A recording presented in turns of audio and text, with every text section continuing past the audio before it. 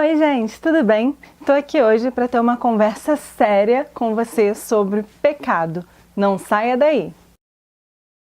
Para começar, eu vou deixar um versículo que está lá no livro de Isaías, no capítulo 59, versículo 2, que diz que os nossos pecados fazem a separação entre nós e o nosso Deus. E os nossos pecados fazem com que Ele não escute as nossas orações. Em Gênesis 4, no versículo 7, o próprio Deus fala para o Caim que o pecado jaz à porta, mas que cabe a ele dominá-lo. E essa palavra também serve para nós. O pecado jaz à porta todos os dias, mas cabe a nós mesmos dominar o pecado. Lá na primeira carta de João, no capítulo 1, dos versículos 8 e 9, diz que se nós dizemos que não temos pecado, nós estamos mentindo, não há verdade em nós.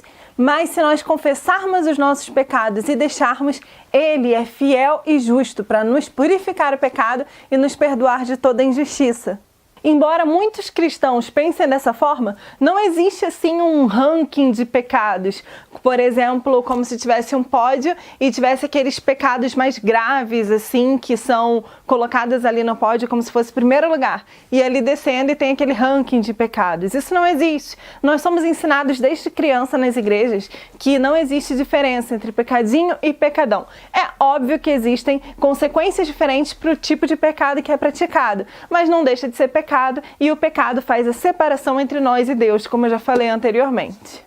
Então, se você peca, você está mais distante de Deus. Simples assim. E se você clama pelo sangue de Jesus, Ele nos purifica do pecado e Ele faz esse caminho de aproximação novamente entre nós e Deus. E por que eu quis falar desse ranking de pecados? É porque às vezes a gente coloca na nossa cabeça que pecado é só, sei lá, homicídio, adultério, roubo, que são os pecados assim considerados mais graves por muitos cristãos. E é engraçado porque a gente vê até muitos crentes prestando muita atenção na vida do outro, falando muito da pessoa que faz isso e se esquece de que isso também é pecado. Eu vou ler aqui os versículos que estão lá em Provérbios, no capítulo 6, versículos 16 e 19. Presta atenção. Fala assim: essas 6 coisas aborrece o Senhor, e a 7ª a sua alma abomina. Quais são essas coisas? Olhos altivos, língua mentirosa, mãos que derramam sangue inocente, coração que maquina pensamentos viciosos, pés que se apressam em correr para o mal, testemunha falsa que profere mentiras e o que semeia contenda entre os irmãos. O que seria semear contenda entre os irmãos?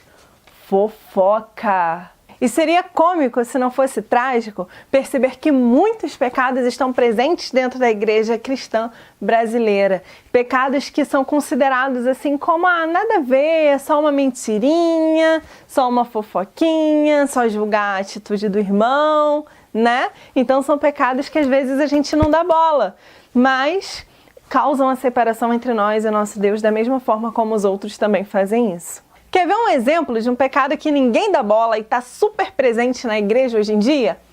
Gula. O pessoal acha até engraçado, né? Até brinca com isso. Crente come muito. Eu tô com uma fome de 5 crentes, né? Por quê? Porque o pecado da gula já entranhou em algumas pessoas, né, dentro da igreja brasileira, e isso acaba refletindo de uma forma como se fosse uma afronta para os crentes. Um outro pecado muito presente na igreja hoje em dia é a desobediência, uma vez que a Bíblia deixa clara lá em Hebreus 13:17 que nós devemos obedecer, submetermos aos nossos pastores, porque eles são os que velam pela nossa alma, porque eles vão dar conta das nossas almas a Deus. E isso sem falar na fofoca. O pecado na vida do crente precisa ser um acidente. E para esses casos, lógico, a gente tem o sangue de Jesus para clamar, para nos livrar de todo pecado. Lá em 1 João, capítulo 1, versículo 7, fala: o sangue de Jesus Cristo, seu Filho, nos purifica de todo pecado. Lá em João 1, 29 diz que Ele é o Cordeiro de Deus que tira o pecado do mundo.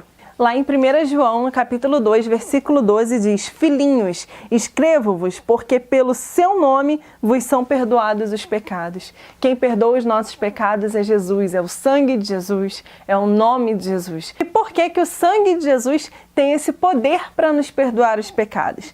Isso aí é um assunto que eu vou tratar aqui no canal também com vocês em um outro vídeo em breve, porque é um assunto muito extenso para esse vídeo aqui agora, certo? Eu vou fechar essa palavra com o versículo que está lá em Tiago, no capítulo 4, no versículo 17, que fala assim: quem sabe que deve fazer o bem e não faz, comete pecado. Por mais que a gente lute, a gente não vai conseguir vencer completamente o pecado da nossa vida. Porque nós somos natureza humana, nós somos carne, a nossa carne jaz no mundo que jaz no maligno, então nós não vamos conseguir por nós mesmos vencermos o pecado. Mas o nosso Deus, o Espírito Santo de Deus que habita dentro de nós, ele pode nos ajudar a vencer o pecado. É uma luta diária. Eu convido você a pensar sobre isso, a meditar sobre isso, ver em que você tem pecado, em que você pode melhorar, o que você pode mudar, e depois disso ore, coloque diante de Deus, peça para Ele te perdoar e te ajudar, te auxiliar nessa nova fase a partir de agora. Amém? Então é isso, gente. Espero que vocês tenham gostado. Fiquem com Deus, que Ele abençoe você e a sua casa. Um beijo. Tchau!